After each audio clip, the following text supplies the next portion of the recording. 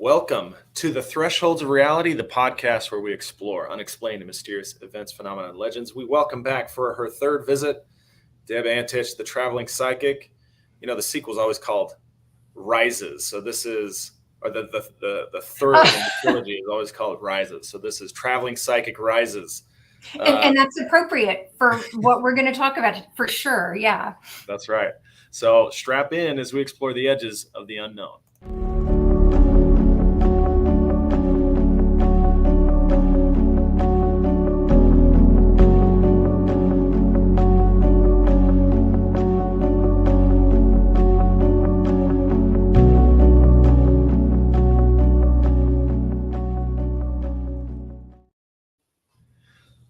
Okay, Deb, one of the things you asked me to do was come up with a question that we could kind of anchor ourselves around today in our discussion. And I don't know if you're familiar with these phrases. I'm sure some of our audience are familiar, but not everybody. There's a couple phrases going around. One of them is called black pilled and white pilled. And they come from the idea of the Matrix, where it says take the red pill or the blue pill. But they've been expanded. So a black pill is someone who has a very pessimistic outlook of the future. A white pill person is someone who, despite the bad things happening to them, they have a very optimistic outlook on the future. And what I would like to know is, where are you? Are you black pilled or are you white pilled? Well, if you had asked me that question 2 months ago, I would have said black pilled. And I think the answer to the question is you have to take the black pill and like digest it and have it, I don't know, like leave your body and like leave your pores, sometimes the most uncomfortable way possible, to get to the point where you can white pill it. And I don't know that there even really is an all black pill or an all white pill. I mean, I'm not and like an either or person. I'm more like, if this, then what, And so, but yeah, I think some people will take a very, very black, dark pill, and other people will choose to take a light gray pill. But we are very much in a time of exactly that, which is, and I've never heard that phrase before. I am familiar with the red pill and the blue pill from the Matrix, but yeah, it's very appropriate for where we are right now, for sure. Yeah, one of the things that is really weighing on me a lot right now is there seem to be a lot of threats to normal life, and they are all in the scale of, all over the scale, from small to cataclysmic. And I suppose that whether you're black pilled or white pilled depends on the time frame that you're looking at. In the short term, are things going to get better or worse? And you can kind of scale it out and say, well, over so many years, everyone dies, or over the course of eons, the earth will crumble, society will crumble. And so I suppose your outlook or your optimism might depend on the time frame that you're scaling. But for me, what I care about is my life, the life of my kids, and then their children's children, or, their children. So maybe 3 generations is kind of where I set myself. And I'm looking, and I feel like we're in a positive direction. There's been a lot of deception in the history of our country, and particularly from the government down, that is being uncovered. It's being pulled away. Even today, every official narrative is being challenged. And that gives me courage that people will stand up for the truth, people will find the truth, and that ultimately the truth will set us free. In addition, we've spent the last probably 6 weeks talking to folks who had near-death experiences, and kind of the really interesting people that they met, the the feelings that they felt and the insights that they gained from those experiences, which gives me some personal hope that um, that this life is not the end. There's a lot more to look forward to. And the overwhelming thing that they all talked about was a sense of love and peace kind of enveloping them and filling them with this kind of welcoming them into itself. And so seems like the struggles at a certain point do kind of get eased or relieved. So give me your take. You've been through a lot recently. We were talking a little bit about it in the lobby, and I'd like to hear more about your experiences and why you're black pilled or white pilled now. So, well, okay, I think that I talked to you guys the last time. I think this had happened. My dad passed in the summer. So in June, my dad transitioned, and I had been really lucky enough to be with him through his home hospice whenever he decided that he wasn't able to be treated anymore, and so he decided he wanted to be at home on hospice. So I was able to be there for all of that, which I had always planned on. I had always anticipated, and I was lucky enough to be able to move up and just live with my parents until that happened. And then literally 3 days before I went home, came back home. My parents were in Dallas. I'm in Austin, and I started having this abdominal pain that turned out to be a tumor that had to be removed.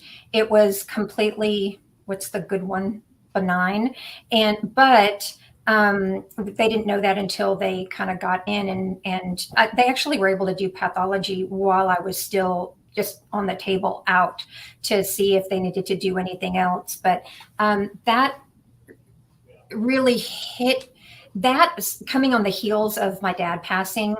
I kind of have thought, if it had just been my dad passing, if it had just been needing to have this surgery that came out of nowhere, or I had a very close friend of mine, and I work in recovery support services, in addition to doing the intuitive work that I do, and I actually utilize intuitive work with recovery support. But I had been working with a friend of mine's son, and he passed from an overdose. And so that was very difficult, just being in a space to be working with someone and then just kind of having that ripped away.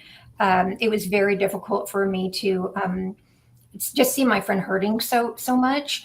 And but I actually was very blessed. She asked me to do the service, and because I was working in the recovery space, I was actually able to take Narcan and distribute it at the service, which is the overdose reversal medication. Oh. But I kind of thought, if one of those things had happened, even if maybe just if two of those things had happened, I would have been okay. But three things kind of stacked on top of each other, I don't want to say that I spiraled. Really, the way that I look at it is I fell down the well. And, you hear people saying, you hit rock bottom.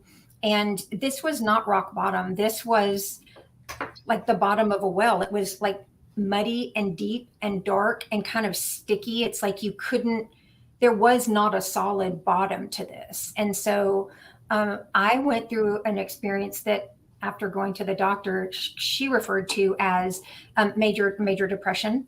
And I hadn't really experienced anything like this in my life. It was really, my processing slowed way down. And I had trouble even finding words, putting sentences together. I ended up leaving that job. I quit that job because I was like, I can barely get up in the morning. I can't work for an organization. And so I just kind of went into, like you said, like the black pill, the darkness. And I would sleep all day. My husband was amazingly supportive. He would just come in and say, are you okay? Do you need anything? The one thing that I feel like really saved me was the World Cup was on over the holidays. And I'm a huge soccer fan. And so he'd come in and tell me, hey, World Cup is on. I would move from the bed to the couch. And sometimes I'd fall asleep during the games. And it was just really, it was like being in a pit. That's just kind of what I call that time period. And like I was telling you earlier, my intuition, I stopped doing readings during that time. It just, I felt like there were all these layers of fog between me and it. And I think that's part of what was so depressing, was just like, what has happened? What has gotten in the way of this? And so that lasted for probably the end of October, really very deep during November, December.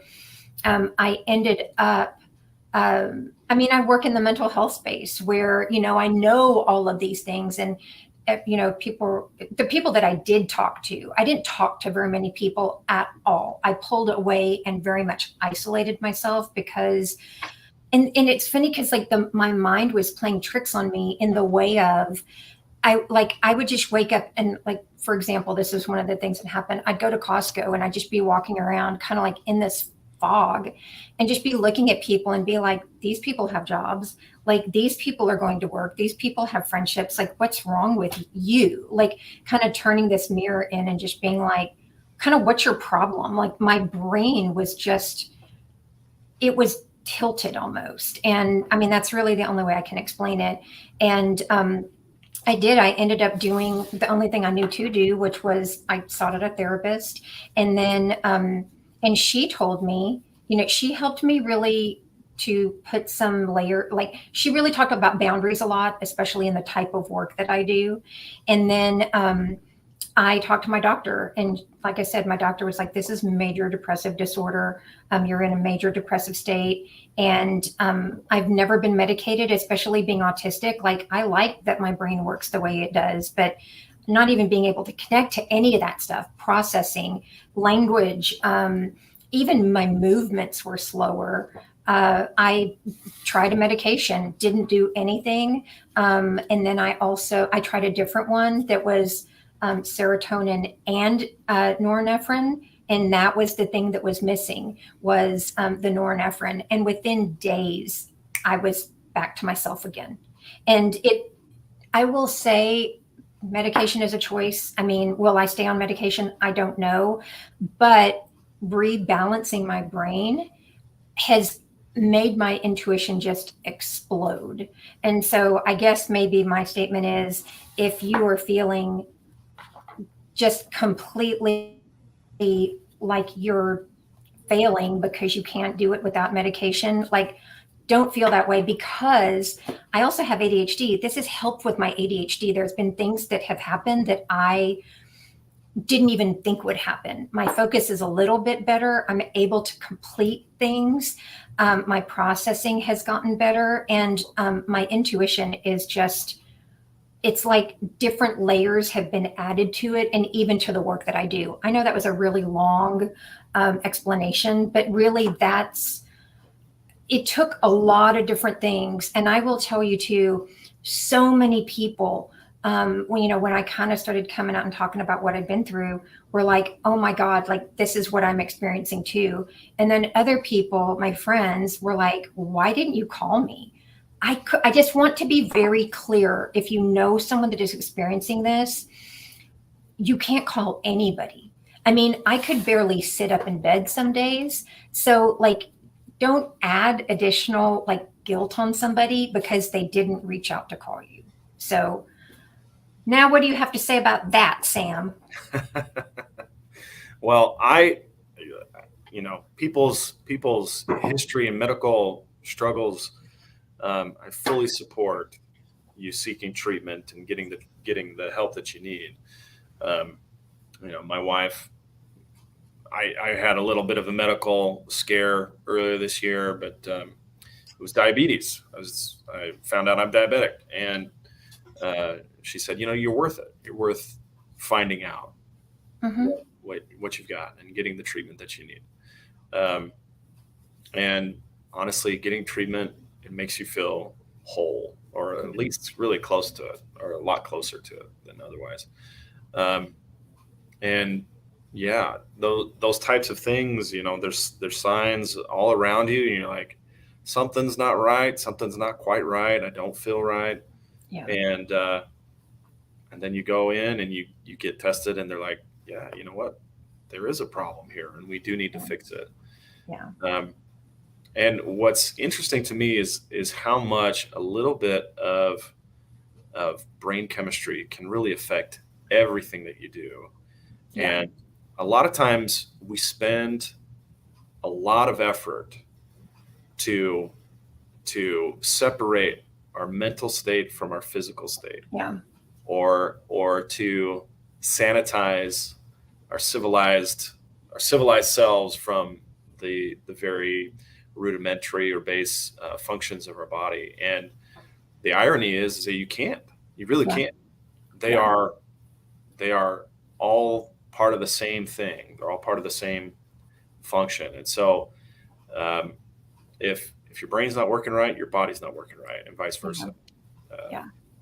Well, and you bringing up diabetes, it, like I said, I am in this space. I am in this world. I'm in the mental health. I'm in the substance use disorder space. I know all of this stuff. That's why I didn't want to go. I mean, like, I was like, what's a therapist going to tell me? I already know all this stuff. Like, you can tell me all this stuff. I train people on this stuff, but like when it happens to you, it's just like, duh. I mean, there's all these things that just like blinders that go on. And, there was something else I was going to say about that. The first thing that I asked when my doctor said, try this, just let me write you. And I like even hearing the words like, let me write you a prescription. I was like, oh, there's a part of me that just like, but I would not have done that if she had said, Deb, we found out that you've got diabetes. I would not have had the same response to it. I mean, I would have been like, great, I'm glad that I can take a medication or I can do a treatment that will help me to have a productive and successful life. But the next question was, how long will I be on this? And I wouldn't have asked that if it had been a physical health issue. And so that's another thing too, is just like getting the help that you need, and not they're not separate. They're all like the body is a whole working thing. And I used to always refer to mental wellness, and then this happened to me and I was like, no dude, that was mental illness. I mean, and I even had some like the stigma around, like, do I want to talk about this? Do I want to put this out there that this is something that I experienced? And I was like, it's not fair not to, because, and not like I'm some great voice to the people or anything like that, but it's like, if this can happen to me at this age, it can happen to anybody. And I think that's what people think, is that, oh, well, you get diagnosed as a little kid, and then, then you take medication and then you're great for the rest of your life. That's not, and you can have a mental, a brain chemistry imbalance at any point. And I've started to learn a lot about grief. And a lot of people were like, well, this is you grieving your dad. And I was like, there's a part of me that was like, I don't feel like that's what this is, because I was able to spend so much time with him. Yes, I do get sad. Like, yes, I do. But I think it really was the stacking of all those things. And going back to what you said at the beginning, we are experiencing a lot of imbalance right now, in the world, in our country, in our environment. And whether people choose to believe it's climate change or not, like, I don't care about that. But I will tell you that I live in Austin, and we had an ice storm that we've got so many broken trees here now that it is unbelievable. And this has been happening. People are like, oh, my trees. And I'm like, this has been happening over time. These droughts that we've been having, there's so many different things, and the earth is also going through a cycle. A very large cycle is ending right now, just like the Spanish flu happened in 1918. Yeah. And so we're in 100-year cycle ending. And it's interesting too, because we get a lot of wind here in Austin, but we've been getting a lot of wind advisories. And I'm like, okay, so we had a pandemic. It looks like we might be moving into a space where the world is going to get pulled into another war. And we are having all these environmental changes. I'm like, are we getting ready to have another dust bowl? Because this is kind of how it's worked before, that there's civil unrest, there's environmental unrest, and then it all culminates into the whole world getting involved. Yeah. Yeah. That's something that I'm curious about is what kind of signs are you looking at? What kind of things are you looking at? And do they portend stability or instability? A lot of instability before stability. And this, I do want to go back and say this though, we can always choose what we see. Like I don't watch the news on a regular basis. Like my husband has Yahoo on all the time, so he'll tell me things. But there's certain, and people might be like, "Oh, well, just keep your head in the sand." And I'm like, you know what? I can do what I can do. And this is what I choose to do, because if I'm bringing all that into myself, this goes back to boundaries. I mean, for me, is I'm I'm going to look at the things that I can actually have an impact on. So to me, that's my direct community. Like you were saying, your kids, your kids' kids, and their kids after them. That's 3 generations. And if you are doing what you're meant to do in the world, then you're affecting 3 generations back and 3 generations forward. And people have said to me before, like, well, what do you mean by 3 generations back? Because those people are dead. But that doesn't matter. This goes back to like time being circular. It goes back to time, that everything's happening all at once. So if you do something that is considered, and this also goes back to human concepts of what's good and bad. If you do something that is beneficial to yourself, your family, your community, the planet, you're putting that out there, that's going to have a positive effect. Same with negative effects. And so, and I also think somebody was telling me this the other day, that kind of Hollywood gets us ready for this stuff, right? Like, and I'm not like a superhero movie person. Like all the Marvel movies and stuff are completely lost on me. So like if you talk about that, I'm just like, okay. But I've been saying this for years. Something is coming that once it happens, nothing will be the same. Nothing will be the same. And it kind of goes back to the black pill or the white pill.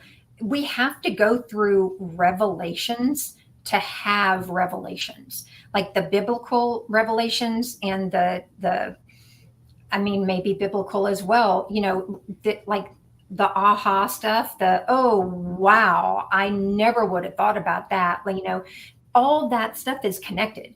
And so, yeah, and this also goes back to like, there has to be something terrible to create something beautiful. And I've always wondered, why do we have to have the trauma to have the reaction of people coming together? I mean, it happened in both world wars, and now it's set to happen again. And so, I think it's not funny, but people say never again, and then that generation passes, and then the new generations, they don't know the pain. They don't. Although it's funny because they do, because we've all done this before. It's kind of the waking up, and this is the language a lot of people are using, that they're awakening. That there's a big waking up. And there's also something else that's happening too, is a lot of people are leaving the planet right now.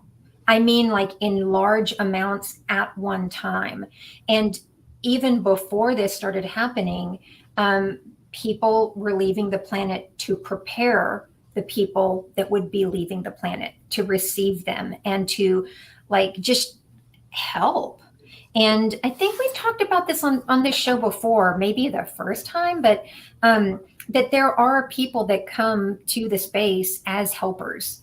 and a lot of them, even people that die during wartime, to be the representation for us to see and react to. It happened during the civil rights movement. It's happening again with civil rights. And, we are going through this really dark time of like women's rights being taken away. I mean, especially where I live. And then, and even things that are happening in other countries, like what's happening in Iran. What's happening with Russia and Ukraine, just people having everything that they know, like taken away from them. But it's the darkness before the dawn. I will say that this is, it's the dark before the light comes. So you brought up a couple things that I do want to touch on. So one of the things you said is that the beauty comes with the trauma. There's a phrase that I've become fond of, which is the thing that you want the most is in the place you least want to look. Yeah. And the other one is that cataclysm is what you're talking. You're talking about a cataclysm. Yeah. And when everything changes, that's exactly what a cataclysm is. Yeah. And there are people who thrive in those types of rebirths or renovations, and people who don't. They fall apart and they long for the old world order. But you're talking about something new. How are you preparing for cataclysm? So that's an interesting question. And even while you were talking about that, during COVID, I was, even before that, 2014, 15, 16, I was like, why am I here right now? I don't really feel like I felt like I was in a waiting period. And I was still doing work. I was still doing research. I was still doing everything, intuitive work. But I just was like, my purpose is not shown yet. And then we started having some civil unrest in a lot of different places. And I started really getting the feeling, not my feeling, but the feeling that I'm here for a rebuild. And that those words were really like this is the waiting period before like everything hits the fan. And we started seeing that happen. I have a very dear friend of mine that I've done. She would say that I have mentored her. I would say that we have learned together, but for about the last 10 years, and she's really coming into who she is. But she always used the term shovel ready. I've always used the term boots on the ground, like, and that the pick never stops, that you work and work and work until the point that you're needing, like until the thing that you're supposed to do appears, right? And so I was just like, man, I'm shovel ready. I've got my pick in my hand. What am I supposed to be doing? And then starting to see things really starting to fall apart. It's like, okay, everything has to fall for the rebuild. The tower has to come down. This is and it's just the way of humanity. It's the nature. I always think about it as the nature of the plane. And so the darkness actually for me really started with COVID in the way of, and this is what I was kind of seeing is, people would be like, oh, Deb, now is the time to really like work on your website, really get yourself out there on social media. And I was getting so overwhelmed by like all of these things that you used to go to a place to have to see, like museums, right? Now, all these museums are available to you through your computer. I just felt like there's too much. There's too many things coming in. I was seeing all these things that other people were doing. And I was like, should I be doing this? Should I be doing this? And I got really overwhelmed. I did start to get very depressed during COVID because I'm an extrovert. I'm in tarot, my number is 7. So the hermit, it's like the hermit goes out, gets all this information, brings it back, smushes it around to take it back out again. Well, there was no going out. I was smushing, but there wasn't, and I don't feel drawn really, to Zoom. It's very limiting for me. And so, I mean, but it's great because we can be in the same place together, but I had a lot of travel planned where I was going to be going and coming and going out, smushing together and sending back out. And none of that happened during COVID. And I actually have someone I just did a reading for that said, I feel like everything that was geared to happen right before COVID is actually happening now. And I was like, yes, that is what's happening for the people that were kind of dormant during COVID, for the people that were like, oh, this is awesome. I love it. I want more of this. They're the ones that are kind of like teetering a little bit now. But for those of us that are able to get out again now, it's really is like this rebirth. It's a rebuild. It's a rebrand, if you want to use that word. But that really was my darkness. And then all those three things that happened. And then it was like, okay, as I'm talking, like what I'm saying is almost like someone climbing out of a grave, where you see the hand come up and it's like, and then they pull themselves up. That's the feeling of being underground for a long time, and then being even deeper under during that dark period. So does that answer your question? I know I just talked for a really long time. You've got the hour, so you can. I know. I just always feel like I just talked so much and we didn't get to like go back and forth. So I would say, as far as preparation for the future, there's always the duality or the dichotomy of hope for the best, prepare for the worst. Prepare for the worst, yeah. And I can't help when I envision what the worst could be, I feel woefully unprepared. And when I envision the best, my sight is pretty limited. I would say I'm more of a stoic type person where my highs are not as high and my lows are not as low. I kind of, float in the middle, I guess.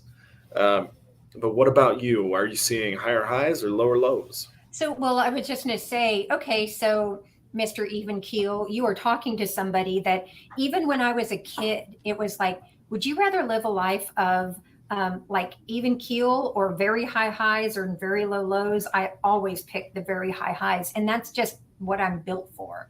Although when I went through this dark period, I was like, oh, this isn't what I was thinking when I was thinking really low lows. And I've been through some really difficult times in my life, but it's so the one thing that was coming to my mind while you were talking was, again, going back to when everything changes, we will never go back to the way it was. And so this is the thing that gives me hope, is that I know that the kids that are coming in now, the kids that are like teenagers and in their early 20s now, are literally going to change the world. And I'm not worried about it because the innovation is here. It's in their minds. It just hasn't made it. Either they haven't found the people that they're meant to work with and collaborate with, but the internet makes that so much more possible. I mean, we're showing that right now. We are due for a new wave of innovation. And so even I was kind of thinking about this, and I wrote a little bit about like the Industrial Revolution, or even electricity. Whenever electricity happened, I'm sure there were people that were like, but candlelight is so beautiful, but we will never go back to candlelight. I mean, you can light your house with candles for a time period, but you're going to go back to turning on a light switch. And so this is very similar. I was even thinking about like how the oceans are so filthy. And somebody posted the other day that all turtles show plastic in their bodies. And I'm like, yeah, and guess what? Most humans, if you were tested for toxins, would show high levels of toxins in our bodies. Again, thanks to the Industrial Revolution, like all these things that were innovative, but there's also all these things that have kind of led us down a path of destruction as well. And so, but that's kind of going back to the everything changing. And I do feel that there are people that are already doing this. on some level, we all have the capability to do it. And to me, what it looks like the most is really, and this goes back to, the job that Hollywood has, which is kind of preparing us for the next thing by kind of implanting things in our minds. And some people are going to listen to this and be like, "Oh, she's going off the deep end." But actually, it's parallel universes. It is moving in and out of dimensions. And I do very much know that there are already people that are doing this. And they're like, the wave grows over time. But it goes back to the thirds theory, which I think we've talked about on the show before, which is there's the third that are already doing it. There's the third that will make the decision to do it or not to do it. And then there's the third that will never do it. So there will be people that it goes back to, it's either a revelation or revelations. I mean, if you were on the planet and a lot of people left at one time, I mean, that would be terrifying for the people that were still on the planet. But for the people that move in and out of a different time space, it would be a new experience. That also might be terrifying. But it goes back to like the level of density that energetically like a person holds. And I mean, I think that you speak to it even with near-death experiences, with things like losing time. My mom is, whenever I was back after my dad had passed, she'd been watching the show about the Alaska Triangle. Do you know about that? I'm sure you do. Yeah. And so, and how, things just disappear there. Well, they have to show up somewhere. I mean, the laws of physics state that something doesn't just disappear and is no longer present because it's energy. And so where does that energy go? But it is, there's some different things that are just ideas, even old writings that are kind of coming back around again, that are going to make this easier to understand. But again, I just don't think that all the pieces of the puzzle, all of the pieces of the machine are in place yet. Okay. What, the pieces of the machine being in place, do you have an idea or maybe a feeling about what type of pieces or what type of machine they're So forever, I have seen a machine coming together that is all these different cogs and pieces from a lot of different places. It's almost magnetic. So it's pulling it towards itself. And I very much get the feeling of like Nikola Tesla, that some of the things that he developed that, and I'm going to say this, like going back to what it looks like there are different people all over the world that are working on different pieces of this machine. They just haven't got it together yet.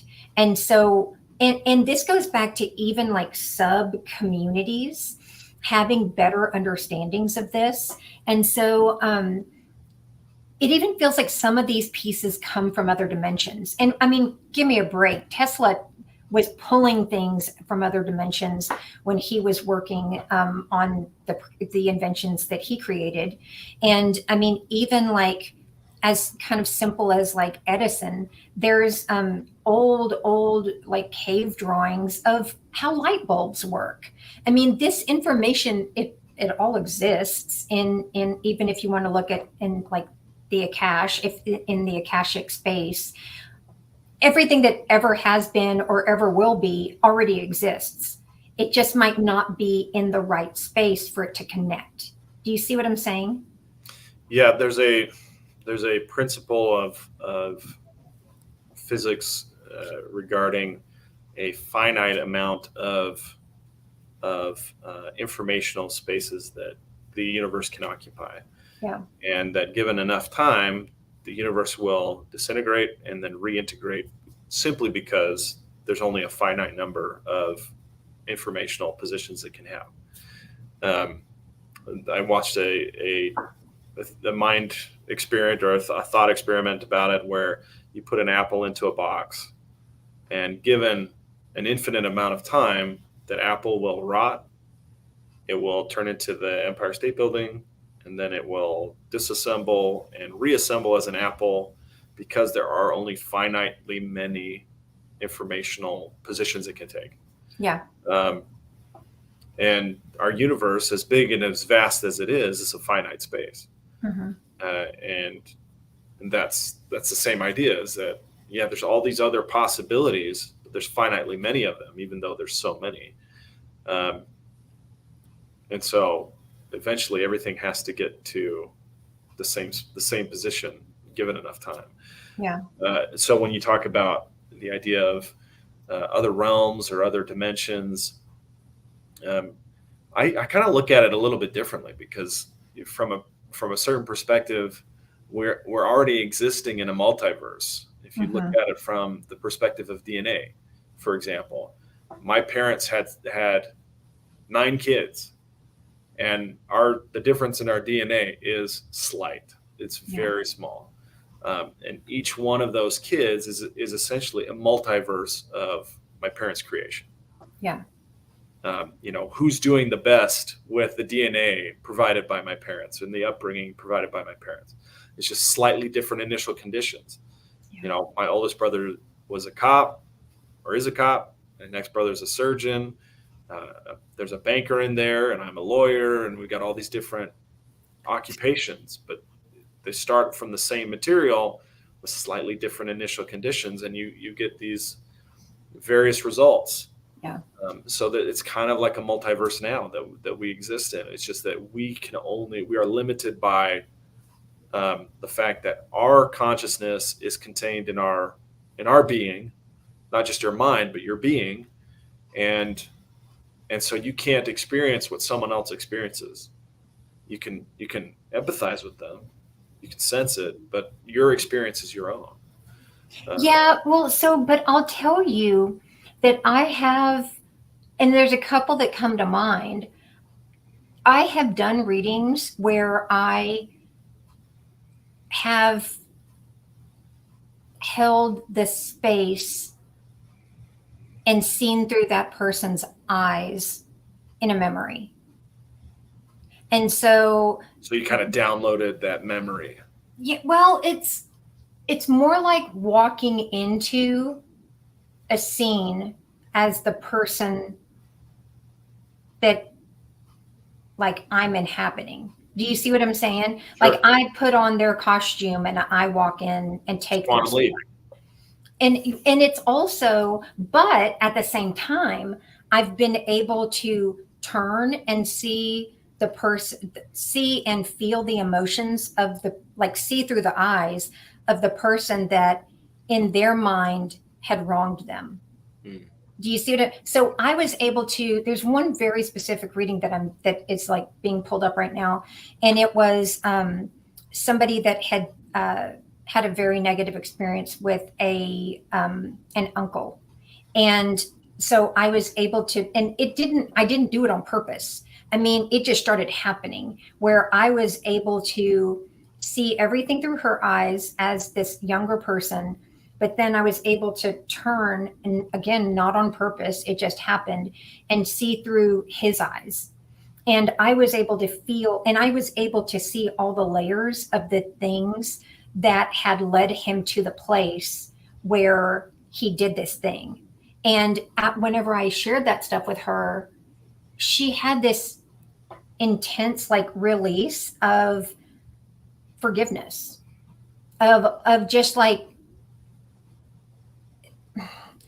don't think that she knew that she needed to understand that, but what was shown to her and what was given to her, she was able to see, oh, I very much understand that, because one specific person that really created a lot of who that person became, she knew this person.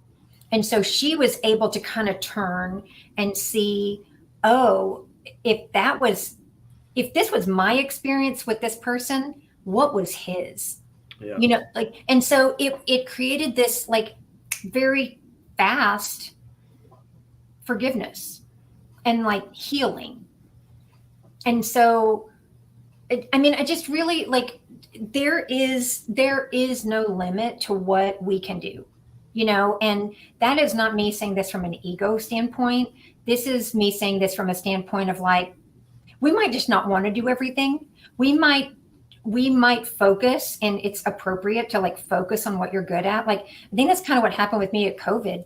It was like I started looking at, oh God, I can't even look at TikToks, but like I would watch videos where I was like, oh, this like spell work, is this something I should be looking at? I've never been drawn to spell work. Still am not. Oh, a grimoire, is that something I should be writing? Started it, didn't get any very far, and then I was like, no, it really was all these different things where I was like, it's like a smorgasbord, like a buffet. Should I be doing all these things? And then I went back to like, nope, I need to be working with the records, doing readings, working with clairvoyance, working with the bowls, and working with tarot, and that is more than enough. I think a lot of people got really overwhelmed by COVID and what they should, what people told them they should be doing that they weren't doing. And I think COVID also brought a lot of guilt for a lot of different reasons. Survivor's guilt, not being able to do anything guilt, but also just this feeling of like, did I do enough? Am I doing enough now? So, and I think that very much contributes to that black pill. Yeah. Yeah, the types of anxiety or pressure I were probably amplified for a lot of folks. Um, I got to do exactly what I wanted, which was spend time at home with my wife and my kids, and just kind of pile them up on top of me for a few months, and make sure that they understood the things that I wanted them to understand, which was a really great gift for me. I feel like it was a very divisive time, meaning that the people, it separated people on a lot of different dimensions. Introvert, extrovert, people who were solitary, people who were had families, and could benefit from that kind of social interaction at home. Yeah. Um, and now we're moving into a different phase. The things that happened during COVID. Uh, I'm not sure. I'm not sure even anybody wants to address them. But there's a lot of people who want answers and who want people to answer for the things that happened during COVID. And I'm more concerned about the next phase Yeah. and what's happening now, because one of the things that really concerns me a lot is the idea that you can pull the wool over so many people's eyes, and that it seems so easy for so many people to be deceived. And it's not a small percentage. It's something like 30 to 40% of the people instantly buy into every lie that they're told. Mm-hmm. There was a family. This is a kind of a funny story, a funny example close to home. But a family member was told that a child was born with fetal alcohol syndrome that they got from the father. And I was like, what? What are you talking about? Like that's not even physically possible. How could that possibly, like, if the dad is drinking and the mom gets pregnant, that's just how it happens, Mm-hmm. And she said, no, that's true. They told me fetal alcohol syndrome because the dad was drinking. And I was like, wow. And so you instantly start to see that people can easily be deceived simply without any request or demand for evidence, instantly believe everything they're told. It's very Yeah. gullible. And that number increases if the person telling the lie is on TV. Yeah. Well, and you've also got to look at, there are people that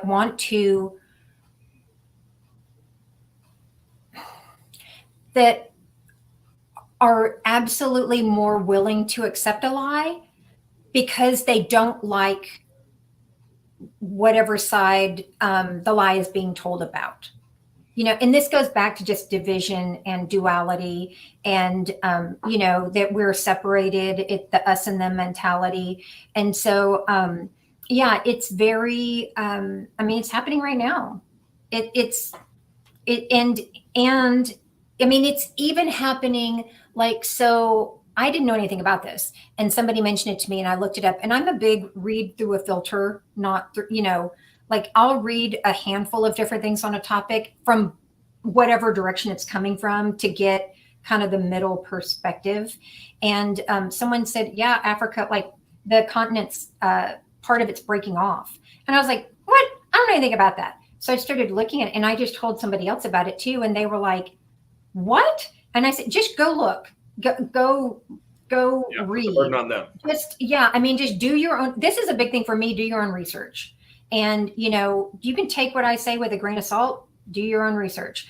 And I invite you to. But it's true. There is a part of the African continent that is breaking away. And there's like it looks almost like a ravine that, and they're like, oh yeah, in 50,000 years, it'll be two separate continents. I think that's going to happen way faster. There's some things that are happening with, like, the poles shifting, with the pressure that is being caused from all the ice melting.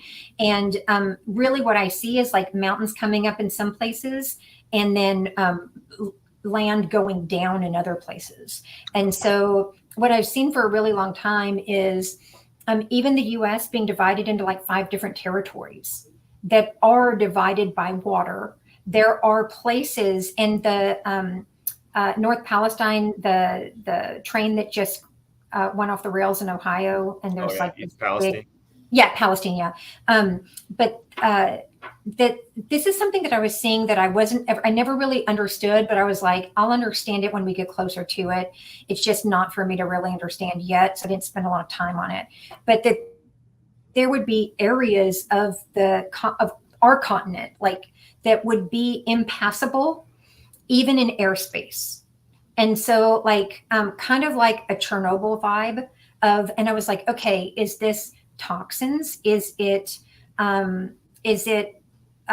like, even like, to where people would not want to live there?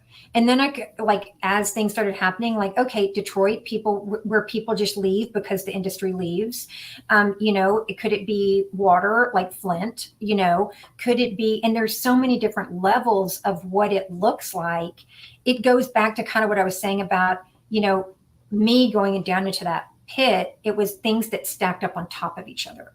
Yeah. And so it's just what it appears like. And then I was reading about how, the US doesn't want to get involved with sending planes to Russia or to Ukraine, because then we're in their fly space. There's the possibility of that.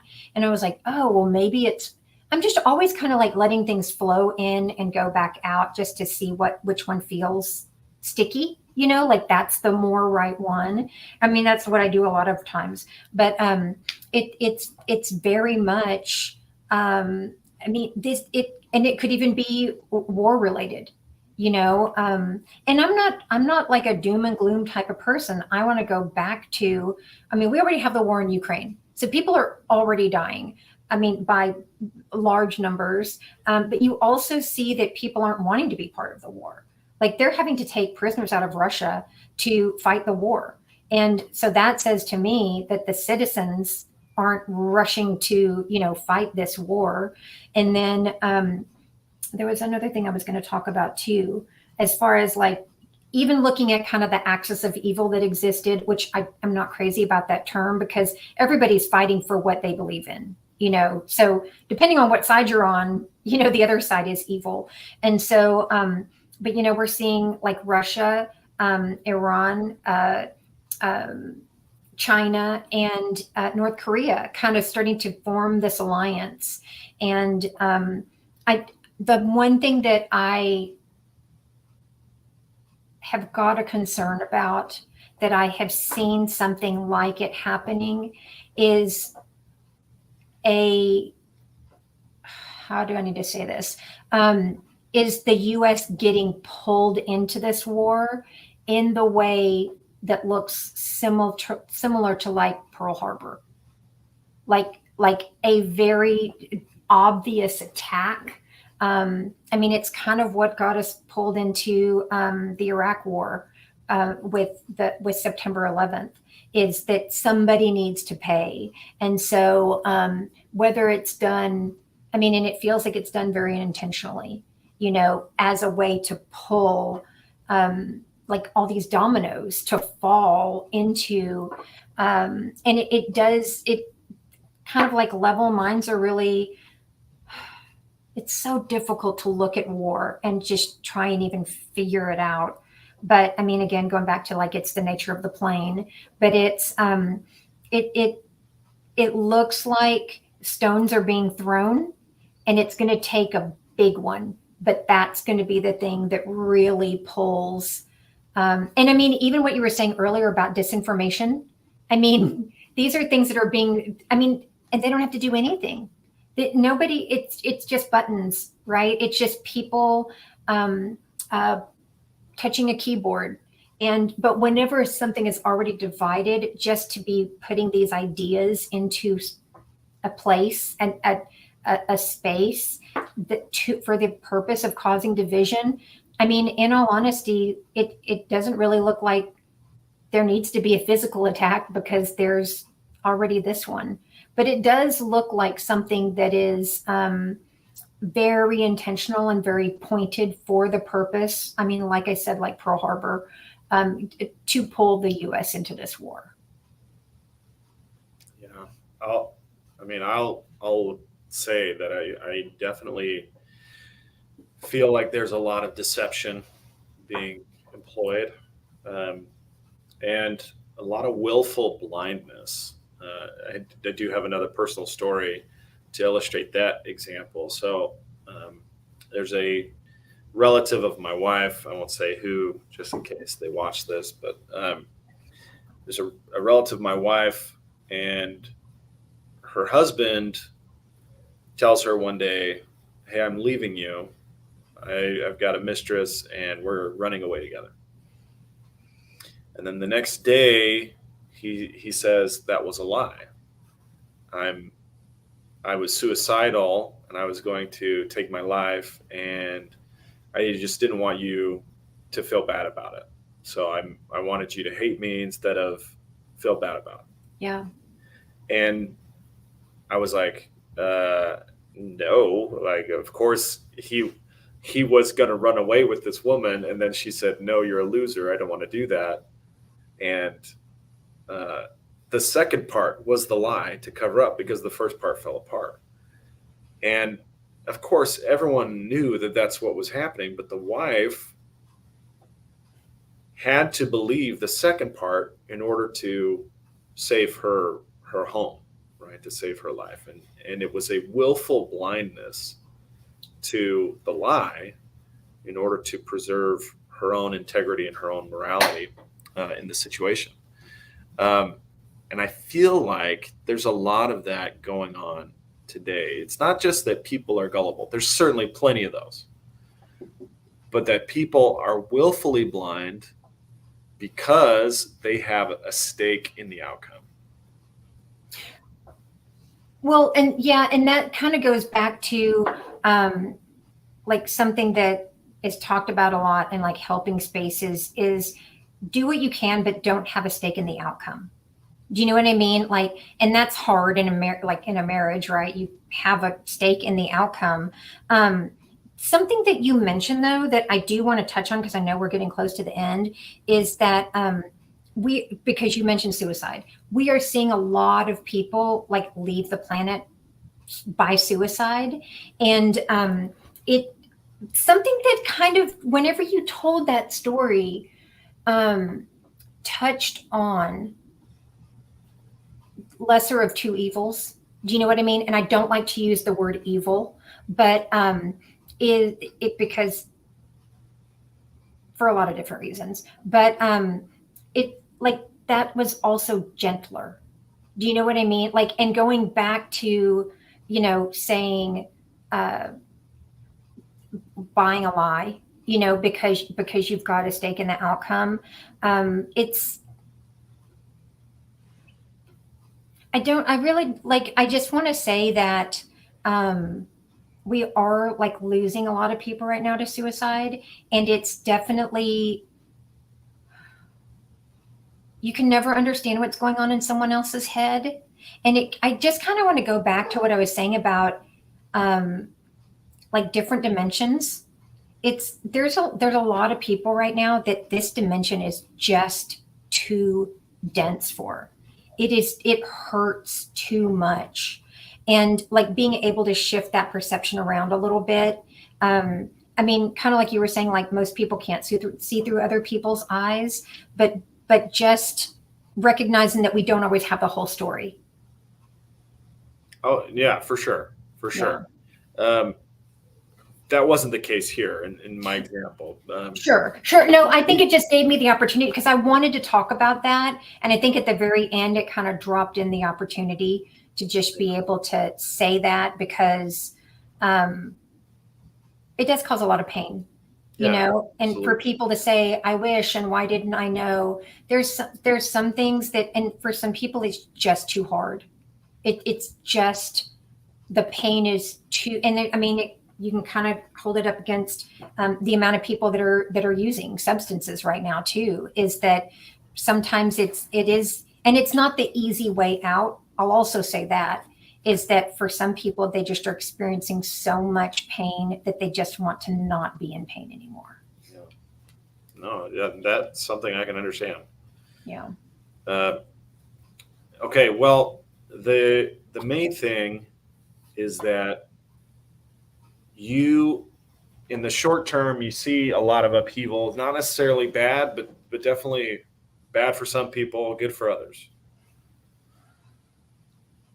It just it just, I feel like we need another whole hour to talk about this because I feel like we've just kind of barely nicked it, and this hasn't been like the happy go lucky.